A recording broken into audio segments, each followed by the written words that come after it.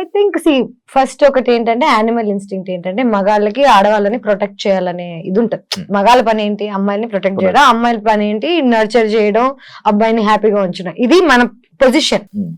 ఇప్పుడు ఏంటంటే చిన్నప్పటి నుంచి నేను అబ్బాయి అమ్మాయి రోల్ నా లైఫ్ లో నేనే ప్లే చేస్తున్నా. రెండు, నేనే హస్బెండ్ నేనే వైఫ్ టైప్ లో ఉన్నాను చిన్నప్పటి నుంచి.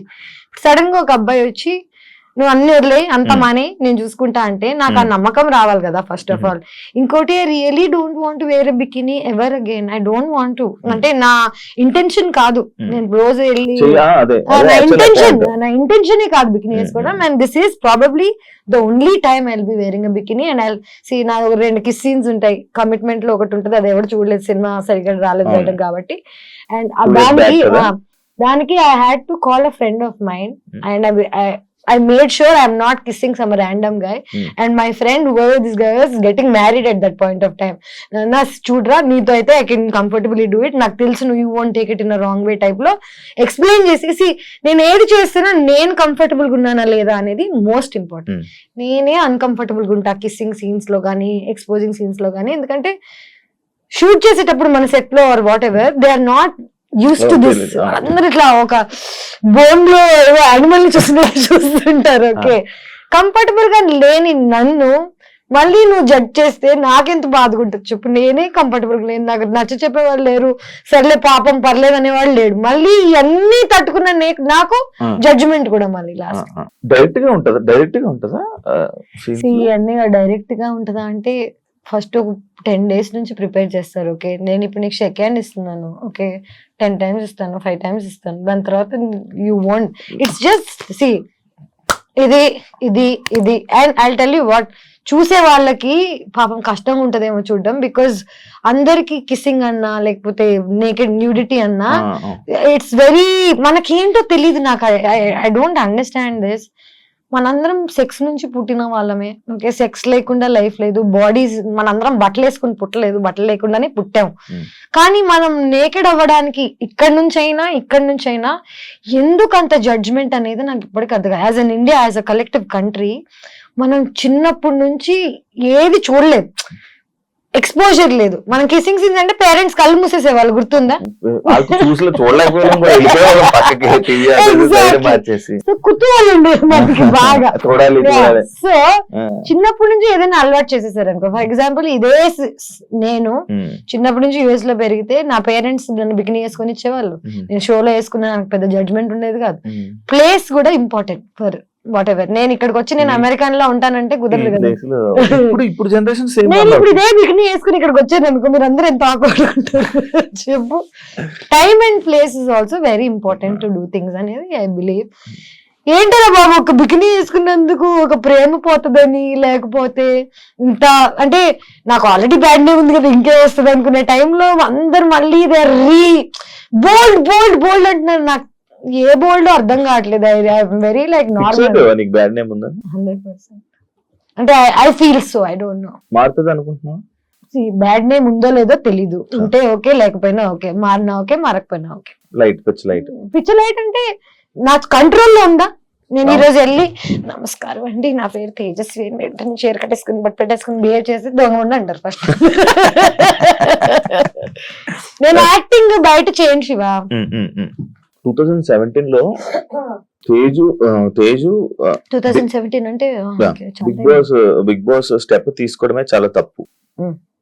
దాని తర్వాత సినిమా ఆఫర్స్ అన్ని ఆగిపోవడం కానీ తన కెరీర్ కు ఒక లాంగ్ గ్యాప్ రావడానికి రీజన్ అదే అని అంటే యాక్సెప్ట్ చేస్తావా? నేను కెరీర్ కి బాగా గ్యాప్ రావడానికి కారణం బిగ్ బాస్ నుంచి నాకు వచ్చిన ప్రెషర్. నేను సినిమాల ఆఫర్స్ రాకపోవడం కాదు, నేనే అందరికి ఫోన్ చేసి నేను సినిమాలు మానేసా, నేను ఇంకా యాక్టింగ్ చేయను, నేను ఇలాంటి కథలన్నీ పడ్డాను. First of all Bigg Boss అయిన వెంటనే already bad name or what that దట్ ఉన్న టైంలో 2 years I didn't work. Bigg Boss నుంచి వచ్చిన డబ్బులతో సర్వైవ్ అయ్యాను. తప్పది, తప్పు ఫర్ వాట్, నాట్ బికాస్ జనాల గురించి అలాగా, కానీ నా మెంటల్ స్టేట్ అనేది ఎవరికి అర్థం కాదా అనేది నా ఒక ఏంటంటే, అమ్మాయిగా సర్వైవ్ అయ్యి ఇక్కడికి వచ్చి బిగ్ బాస్ లో అన్ని మాటలు పడి బయటకు వచ్చేసిన తర్వాత ఇమ్మీడియట్ గా నేను అన్ని మర్చిపోయి వేరే సినిమాలు చేసేసి నార్మల్ అయిపోతున్నాను ఎలా అనుకుంటారు. Bigg Boss is a heavy psychological experience. Support ఉండాలి మనకి లైఫ్ లో, బయటకు వచ్చి ఇలాంటివి తట్టుకోవాలంటే. నువ్వు ఒక్కసారి వెళ్ళావా ఇప్పటికి? ఎలాగుండింది నీకు? మరి అలాంటిది బయటకు వచ్చేసరికి నేను ప్రేమిస్తున్న అబ్బాయి అన్ని మొత్తం పెంట్ అయిపోయి, I was going to get married, marriage cancel అయిపోయి, ఇండియా నుంచి బయటకు వెళ్ళిపోయి ఏమైపోయిందంటే ఇదే నేనేం చేయను నాకు అనే టైప్ లో వెళ్ళిపోయాను. నాకేం వద్దు నేను వెళ్ళిపోతాను అనే టైప్ లో వెళ్ళాను. That was probably my peak situation. And ఆ పీక్ నేను యూజ్ చేసుకోలేదని అందరూ అనుకుంటారు, but maybe there is another peak. మొన్న ఒక డైలాగ్ చెప్పారు, విడ్డవలేదా, పిచ్ పీక్స్ అని పోయి పిచ్ పూక్స్.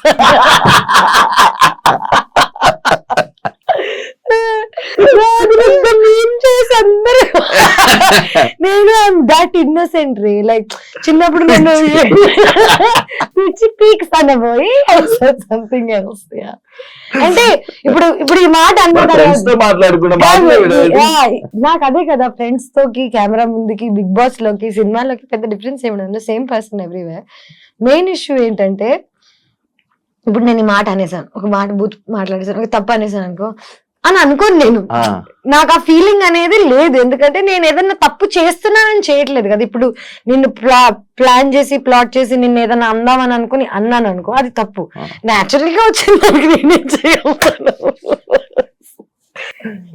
కాంట్రవర్సీలు ఇవన్నీ మనకు అలవాటే. కాంట్రవర్సీ అది any publicity is publicity. Okay, people are good or bad, bad stays longer. Let me tell you this, I studied journalism, I know what is what.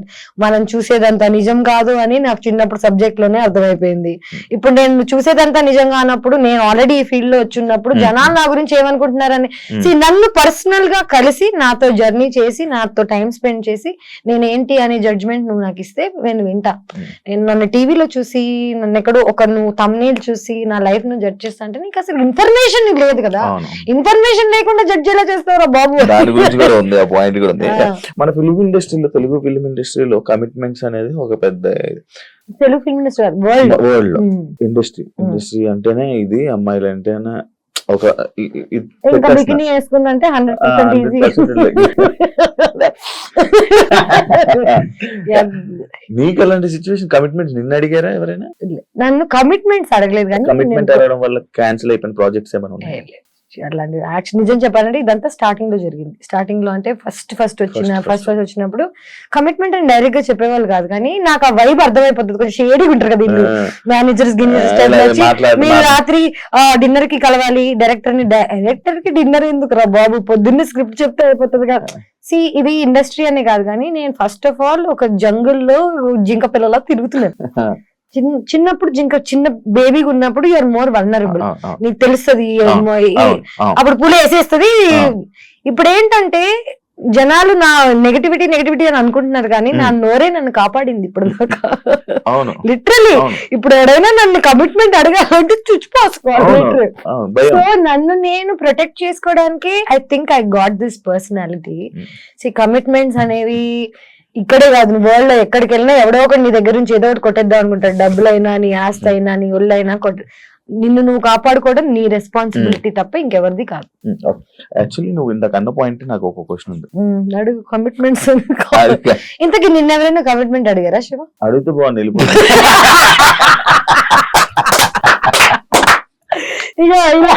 ఇలాంటి వాళ్ళ వల్ల మా పేరు పాడు. నా ఫేవరెట్ శివ, నేను ఇట్లాంటి చెత్త మాటలని మాట్లాడుకుని నవ్వుకుంటుండే వాళ్ళం. బిగ్ బాస్ అసలు వేసారా, చూసారు? లైవ్ చూడలేం కదా మనం చూడలేం, పోయింది కదా, వెళ్ళిపోయింది కదా, అందుకే లైవ్ అన్నారు దాన్ని. నువ్వు చేసేది రైట్ అని నీకు తెలుసు, కానీ నువ్వు చేసేది తప్పు అని నీకు ఎవరైనా చెప్తే తీసుకుంటా? చెప్తావు, సరే 100 మంది చెప్తారు రోజు వచ్చి నువ్వు రైట్ రాంగ్ అని. చేసి చూపి పని నేర్పించు. నువ్వు చెప్పడం చాలా ఈజీ, నీకు ఈ షర్ట్ బాగాలేదు, నువ్వు ఇంకేదైనా వేరే కలర్స్ ట్రై చేయి, ఇట్లాంటివి చెప్తారు. ఏ షర్ట్ వేసుకోవాలో, ఎలాగుండాలో నువ్వు రోజు పని మానేసుకుని నాకు కూర్చో, నన్ను గైడ్ చేయి, లేకపోతే అన్ని మూసుకుని వెళ్ళిపో. నా ప్రాబ్లం ఏంటంటే ఒపీనియన్, జడ్జిమెంట్, అడ్వైస్ ఉచిత సలహాలు కాదు, రోజు పొద్దున్న లేస్తే అందరు నాకు నేను ఎలా బతకాలో, ఎలా మాట్లాడాలో, ఏం చేయాలో చెప్పేవాళ్ళే. నేను వాళ్ళందరి మాట వింటూ పోయాను అనుకో, నేను అనేది ఉండను. ఇవన్నీ కాకుండా నేను మారడానికి ట్రై చేశాను శివ, జనాల కోసము, ప్రేమ కోసము. జనాలు ఏమన్నారంటే సరే సినిమాలు వదిలేయంటే ఓకే వదిలేస్తా, ఇన్స్టాగ్రామ్ డిలీట్ చేయంటే ఓకే. ఇప్పటికీ నాకు నిజంగా అన్ని వర్కౌట్ అయితే నాకు యాక్ట్రెస్ గా కంటిన్యూ చేయాలని లేదు, నాకు ఇన్స్టాగ్రామ్ మీద ఉండాలని లేదు, బికినీ వేసుకోవాలని లేదు. నాకు కూడా ఒక సేఫ్ హోమ్ దొరికితే, ఒక సేఫ్ అమ్మ నాన్న హస్బెండ్ దొరికితే 100% నాకు ఉండాలని ఉంది. కానీ ఎక్కడ ఈ జమానాలో where are we finding anything like this? ఇవన్నీ కాకుండా నా సైడ్ ఆఫ్ ద స్టోరీ ఎవరికి తెలియనప్పుడు నాకు అడ్వైస్ ఎలాగిస్తారు? చిన్నప్పటి నుంచి నన్ను పెంచి పోనీ నన్ను పోషించి ఏదన్నా చేసి అడ్వైస్ ఇస్తే నేను తీసుకుంటా. రూపాయి ఇవ్వడు, అడ్వైస్ మాత్రం రోజు పొద్దున్న లేస్తే 1000 వస్తాయి. అడ్వైస్ బదులు జీపే చేయండి 1 రూపీ. తేజు ప్రాజెక్ట్స్ తక్కువ కానీ ఎంజాయ్మెంట్ ఎక్కువ, అంత డబ్బు ఎక్కడ, లగ్జరీ లైఫ్ ఎలా? డబ్బులు ఎక్కువ. ఒక్కసారి నా ఫోన్ ఇస్తాను, ఓకే నా ఫోన్ తీసుకో, ఎంత ఉన్నాయో చూడు, లిటరలీ ఓపెన్ చేసి ఇస్తా. నేను నెలకి లిటరలీ ఎంజాయ్మెంట్ ఎక్కడి నుంచి వస్తుందో కూడా చెప్తా. నాకు బాగా బల్స్ ఫ్రెండ్స్ ఉన్నారు, ఓకే వాళ్ళందరూ వెళ్తుంటే వాళ్ళతో పాటు వెళ్తా, కానీ నేను డబ్బులకి పెద్దగా ఖర్చు పెట్టాను. సెకండ్ థింగ్, నేను యాక్ట్రెస్ అయిపోయిన తర్వాత నన్ను జనాలు ఫ్రీగా పిలుస్తున్నారు. ఇప్పుడు ఏదైనా రిసార్ట్ కి వచ్చి షూట్ చేయ టైప్ లో అంటే కొలాబరేషన్. ఇదే కొలాబరేషన్ నేను మగాళ్ళతో కమిట్మెంట్స్ తో చేస్తుంటే ఇప్పటికి డబ్బులు సంపాదించేసి సెటిల్ అయిపోయింది. నేను car last year exact. So ఒక కారు కొనుక్కోవడానికి నాకు 15 ఏళ్ళు పట్టింది ఇండస్ట్రీలో. అంటే నేను ఎంత స్లోగా డబ్బులు సంపాదిస్తున్నాను అనేది జనాలకి తెలియాలి. స్లోగా కూడా కాకుండా ఇంకొక దూల ఫ్యాక్టర్ ఏంటంటే 5 లక్షలు సంపాదించాను అనుకో, ఇంకా సంపాదించడం ఆపేసి అది ఖర్చు పెట్టేదాకా తిరుగుతాను. చిన్న పిల్ల మనస్తత్వంకి నీకు ఇప్పుడు అర్జెంట్ గా 50,000 ఇచ్చారు అనుకో, నువ్వేం చేస్తావు? ఖర్చు పెడతాను. నేను ఫస్ట్ వెళ్ళిపోతే టికెట్ కొనుక్కొని ఎక్కడొక్కడికి వెళ్ళిపోయి ఎంజాయ్మెంట్ అనేది అందరు మీరు చూస్తున్నారు ఇన్స్టాగ్రామ్ లో తప్ప నా డైలీ లైఫ్ ఎవరు చూడు. 24 hours నా ఫుటేజ్ చూపించాను అనుకో చచ్చిపోతారు. సో నేను ఇంట్లోనే ఉంటా, 10 ఏళ్ల నుంచి ఒకే ఇంట్లో ఉంటున్నా, రెంట్లు కట్టుకుంటున్నా, గత 3 ఏళ్ల నుంచి కార్ లోన్ కట్టుకుంటున్నా, ట్రావెల్ చేస్తున్నా. ఏ అబ్బాయిని నా మీద రూపాయి ఖర్చు పెట్టనివ్వను, ఎందుకంటే ఖర్చు పెడితే వాళ్ళు మనల్ని నోన్ చేస్తాడనే భయం నాకు. సో ఎక్కడికి వెళ్ళినా ఖర్చు నేనే పెడతాను, ఫ్రెండ్స్ నుంచి బాయ్ ఫ్రెండ్ నుంచి అన్నిటి వరకు. సో నా దగ్గర డబ్బులు మిగిలవు, పని స్లోగా వస్తున్నా ఫాస్ట్ గా వస్తున్నా చేస్తున్నా, అందుకే వచ్చింది చేస్తున్నాను శివ. That's about it. నేను వెళ్ళి సార్ నమస్తే నాకు జాబ్ ఇస్తారా అని ఇది లేదు నాలో. అది కూడా రాంగ్ అయి ఉండొచ్చు. అబ్బాయిలో నీకు నచ్చని క్వాలిటీ ఏంటి? అమ్మాయిలు ఓపెన్ గా మాట్లాడితే వాళ్ళకి క్యారెక్టర్ లేదనుకోవడం, అమ్మాయిలు సైలెంట్ గా ఉంటే వాళ్ళు చాలా మంచోళ్ళు అనుకోవడం. అబ్బాయిలు పాపం వాళ్ళకి పెద్దగా ఇన్ఫర్మేషన్ లేదు. ఎవరైనా ఈజీ గోయింగ్ అమ్మాయి ఉందంటే అమ్మాయికి క్యారెక్టర్ లేదని ముందే అనుకుంటారు కదా. ఈ క్వాలిటీ అండ్ ఈ జడ్జ్మెంట్ నచ్చదు నాకు అబ్బాయిలలో. ప్రాబ్లం ఏంటంటే కొంచెం ఇట్లా వాళ్ళు అనుకున్న టైప్ లో ఉంటే then she's a nice girl, వాళ్ళు అనుకున్నట్టు లేకపోతే 100% షీఈ్ బ్యాడ్ క్యారెక్టర్ అనుకోవడం I think is a very bad judgement. Actual నువ్వు చెప్పింది ఇందాక ఇదే అనుకుంటా, మిస్టరీ ఆఫ్ మోక్ష ఐలాండ్ కదా.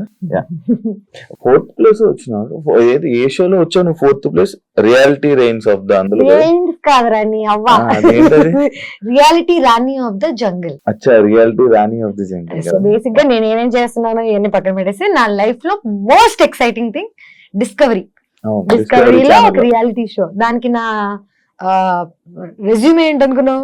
రియాలిటీ షో ఇంకేదైనా చేసి ఉండాలి. బిగ్ బాస్ చేశాను, 2 సార్లు బిగ్ బాస్ చేశాను, సూపర్ చేశాను.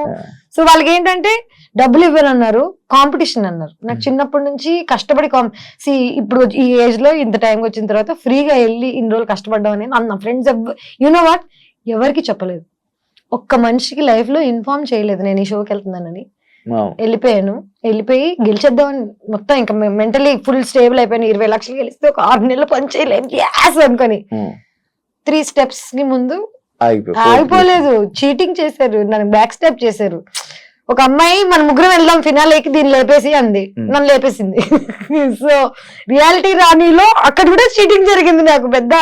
అంటే గేమ్ కోసం ఏదైనా చేయొచ్చు, దాన్ని చీటింగ్ అనకూడదు. సో నేను అర్థం చేసుకోగలిగాను, ఎందుకంటే నాకెంత అవసరమో ఆ అమ్మాయికి కూడా అంతే అవసరం ఉండుంటది. తను ఆ దారి ఎంచుకుంది. దానివల్ల ఏమైనా ఉపయోగపడిందా నీకు? ఉపయోగం అంటే తెలియదు, ఇప్పుడే రిలీజ్ అయింది షో, హిందీలో నా డెబ్యూ.